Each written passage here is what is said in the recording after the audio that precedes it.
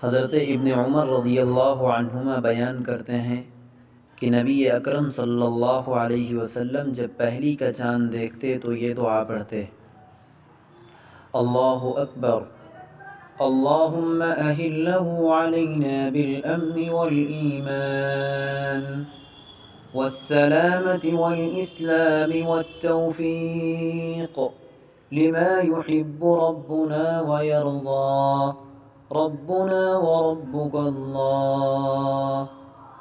اللہ سب سے بڑا ہے، اے اللہ اس چاند کو ہمارے لیے امن، ایمان، سلامتی اور اسلام کا باعث بنا، اور اس چیز کی توفیق دے جسے ہمارا پروردگار پسند کرتا ہے اور جس سے راضی ہے۔ ربنا و ربک اللہ، ہمارا اور آپ کا رب اللہ رب العزت ہے۔